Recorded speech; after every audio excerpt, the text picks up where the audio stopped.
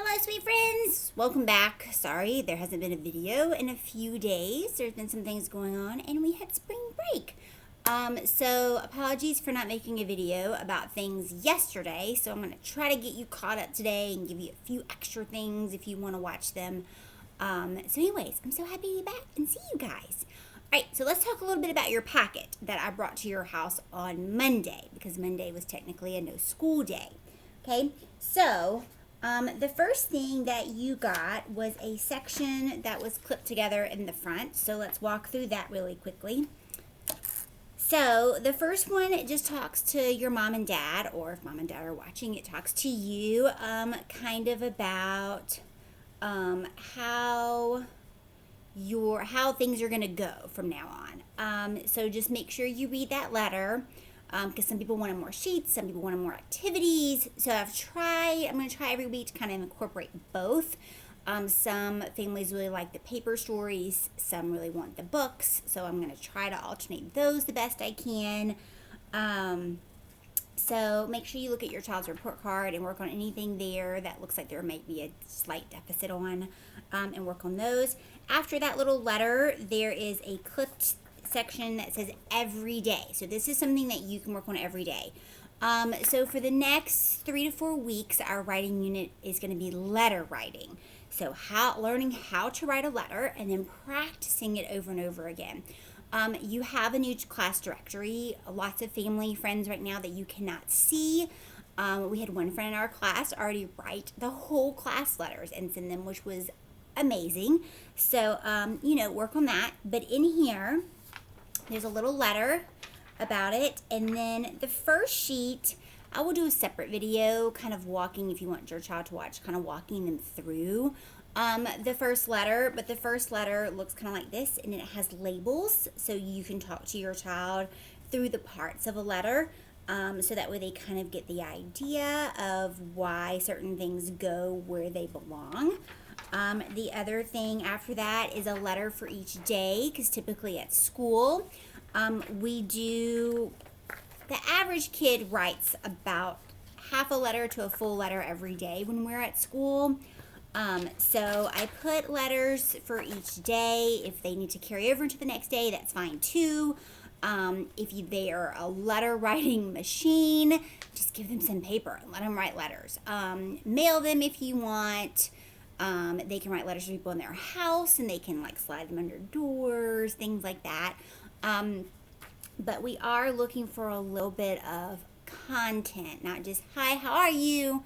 I love you, and then signing off. Just a little bit about, here's what I've been doing, or, how's your dog? Asking a few questions and telling a few things, bits of information. So that's why sometimes it might take more than a day to write a full letter for them to think about it. Especially if they're writing their friends, they could say, oh, I can't wait to see you. I hope I can play with you soon. Maybe we could do an activity together, things like that. You also there's another writing journal. Some kids have been really loving this, so use it as you see fit. If you want to save it for the summer, that's fine too, but I included one of those in there. You have a new word family booklet. You have the egg family in honor of the holiday that just passed in spring. Lots of birds are getting ready to lay eggs.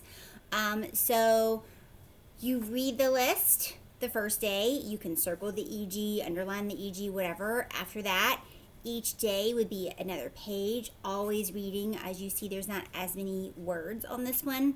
So they might say b-e-g, bag, and then talk about what that means if they're not clear. So this page, obviously, they look at the picture and then they pick the word in the box and write it on there. I think by now you probably know how this all works. A little dog will beg. So try to encourage your child on the day that you get to this to read and write the word that goes there. There were a few questions on this one. When you get here, yes, they need to try to read the sentence and draw a picture that illustrates the sentence. And here, like Meg, they could draw a picture of a girl. Leg, obviously you draw a picture of a leg. So it's the opposite of, instead of I see the picture, I write the word, it's I read the word, I draw the pictures to make that correlation. Okay, You still have dice. So this is roll and write the word. And this time, if you roll a 6, you get to draw a smiley face because there's not 6 words this time. And then this one, you'll have to be careful, but you cut and glue. If you really feel like you just want them to write the word, that's fine too. They don't necessarily have to cut and glue. It's a good activity if your child really likes to do things like that, or you see that they need to practice, or they can just write the word. And then at the end, there is a story.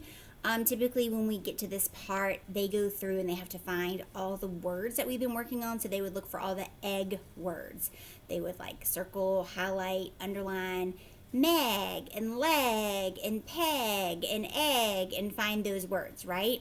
And then it said, what did Meg teach her dog to do? So they would need to write their answer. And I love how some of you parents out there are like, I'm telling them to write incomplete sentences. Way to go. That is the way to go, because I can attest that there are older kids who struggle with that. So they have word families, but I also included an actual word study. If you have older children, you might be familiar with this. We do it in kindergarten. They've brought home some of their work in the past.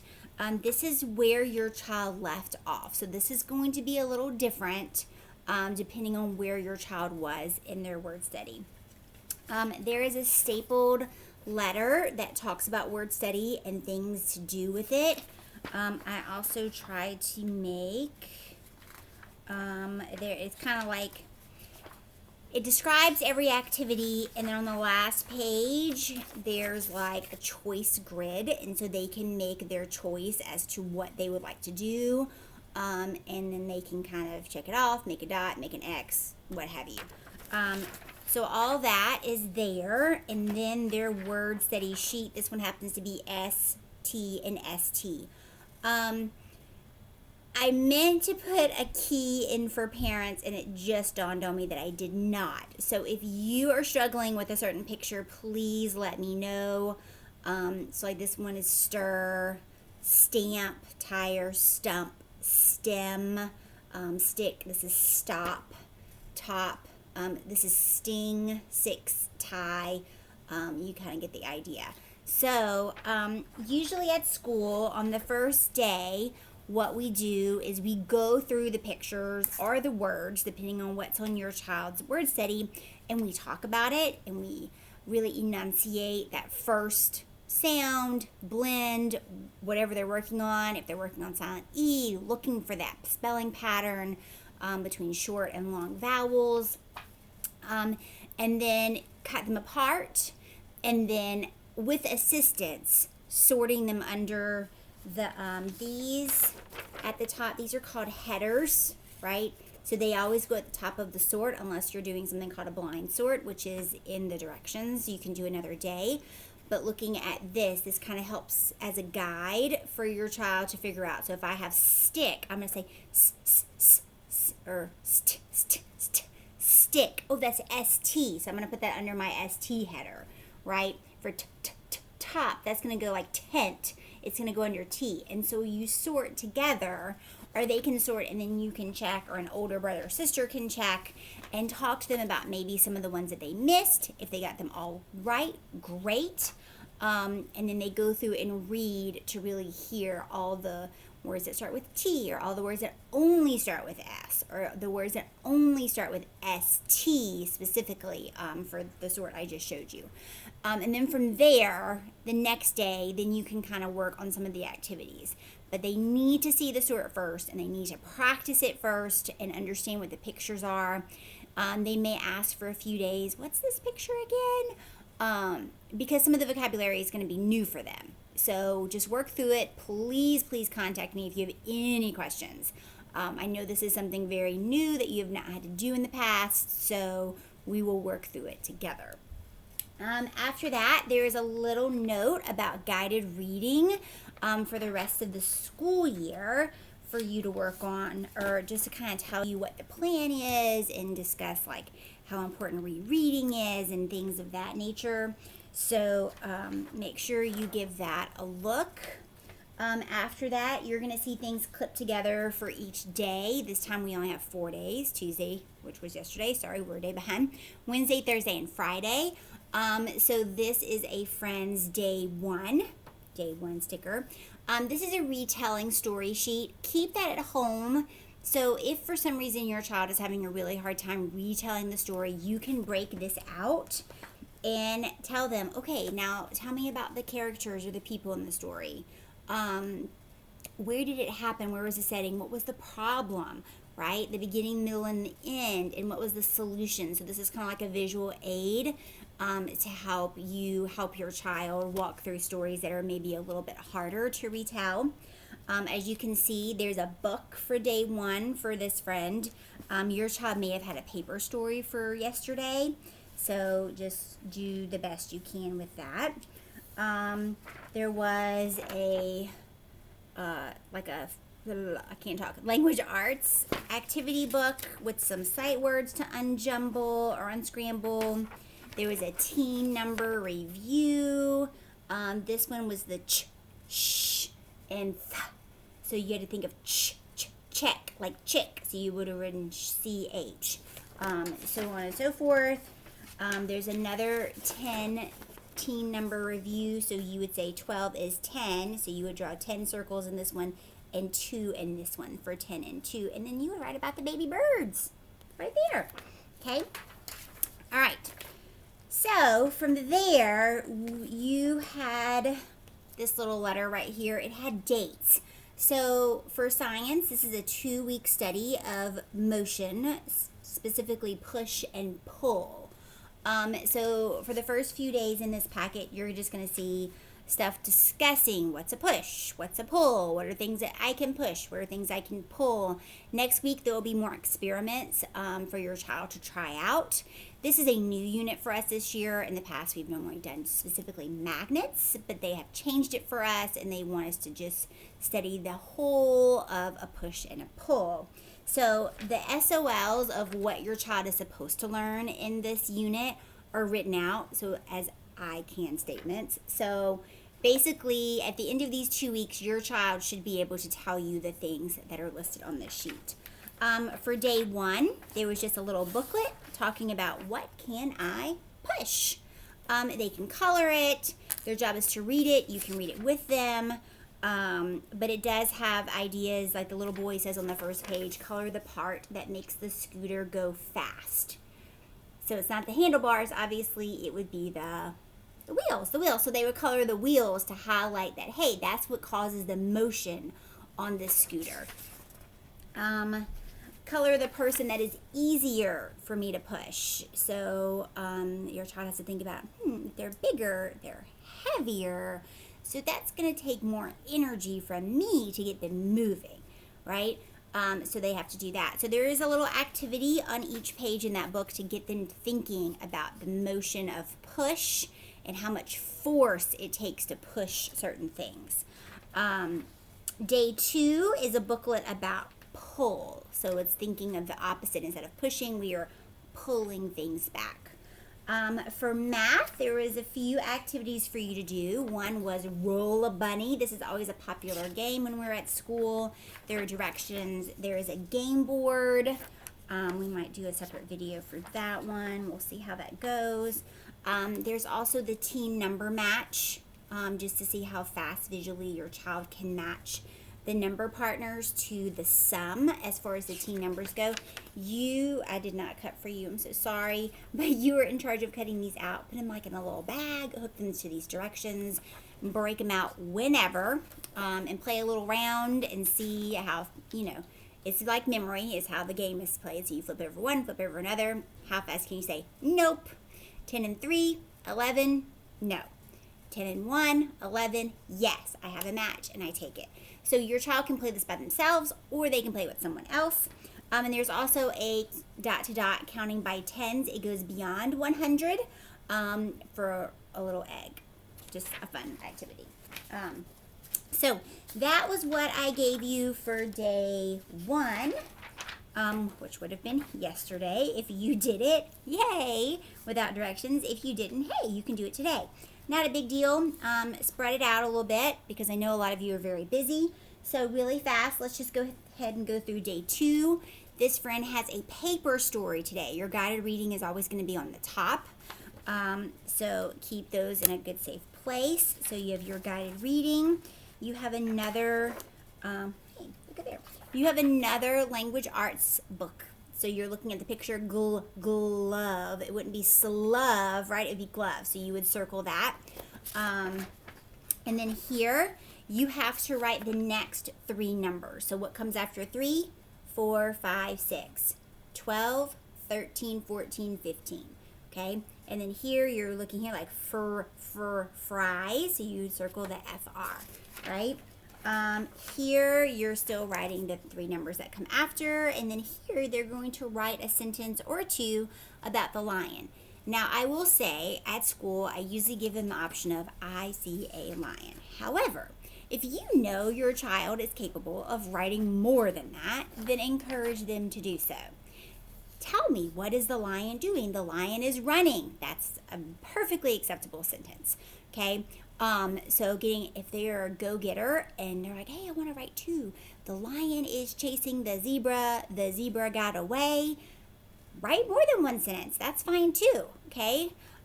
So really stretch yourself if you can on that end. A lot of you have voiced concern about your child getting letters backwards or not necessarily identifying them. So this is a good sheet it's a color by letter, but it's lowercase b for blue, lowercase g, green, lowercase o for orange, r for red, y for yellow for the colors, but it gets them looking more at the b's and that lowercase g. Some of them still kind of struggle with that. So this is just a little activity that typically we would have put out like in the morning on their table when they first came out in the room. There is the What Can I Pull booklet that has some activities for them to identify. And here again, color the wagon that is easier to pull. Is it going to be the empty wagon or the wagon that has a giant rock in it? Which one's going to be easier to pull? So go through and talk about push or talk about pull. You can review push, but talk about pull. There's a math game called Number Crash. It has the directions here. There are 2 game boards. If you notice at the top of this one, there are 2 dice. That means you play with 2 dice. There's one that's a little more advanced that requires you to play with 3 dice. Now I know I only gave you 2 dice. So if you go to the 3 dice one, then you will have to roll one of your dice twice to get 3, unless you have extra at home. And then this time of the year in our math curriculum, we are supposed to be studying 2-dimensional shapes, just your basic circle, square, triangle, rectangle, hexagon shapes, talking about their sides. So that's what this is. They trace the shape and they write how many sides and how many corners each shape has. Look, we have a pentagon down here. So you can talk to them about the name of the shape if you would like this time, but the directions are up here. So over the next few days, you're going to be seeing some different things that help your child better identify shapes. I know a lot of them know their shapes already. This just kind of helps them deepen their thinking process. That a circle, surprise, has no corners. Sometimes you ask them, how many corners does a circle have? And they really think about it. Because it's like, is this a trick question? No, that doesn't have any corners. How many sides does a circle have? And they'll often say 1, like 1. And I'm like, well, a side is a straight line, right? So does a circle have a straight line? No. So it has no sides like a traditional shape has. So that's kind of what we're going for with this one. All right, and I'm going to stop there because this video is plenty long enough. So if you have questions about the first 2 days worth of activities, feel free to reach out. I will go over day 3 and maybe day 4 all at one time tomorrow. Oh, in the back of your packet, there were some activities from the specialty teachers. Like this green activity is from Misty Heart and Art. There's some music activities from Mr. Chilcote. There's a library activity from Miss Austin, and there is some activities from Mr. Peters for PE, as well as some STEM things to think about if your child is looking for extra activities. Those are in the back of your child's packet. Okay? All right, remember for right now, I am not asking for any of this back, so work through it at your own pace or at your child's pace. I know you're very busy, so if all they get is a few things done, that's fine. If they are just mowing through it, awesome. Remember, the online resources are always there for you if that is something that you feel like you want your child to do. Please do not feel like I am telling you have to, but Raz Kids is always an option. Splash Math is always an option. And many of you have found like PBS Kids, which is not really a program, but they can do different word games and different things on there, but it is kind of a free-for-all. If you've never done it, you might want to look at it before you let your child log in on there. So if there are other things that you need, please let me know, and happy working. And I will try to make more videos today as far as like specifically on the writing part. I have a book that I typically read to the kids before we start letter writing, that they can, watch on here and what have you. So anyways, happy working, and I hope you enjoy our semi-short week, because next week will be 5 days, and hopefully I won't have to skip any more days of recording. All right, great. It was fun to talk to you guys. Glad to be back, and I will read you a book really soon. All right, have a good one. Bye.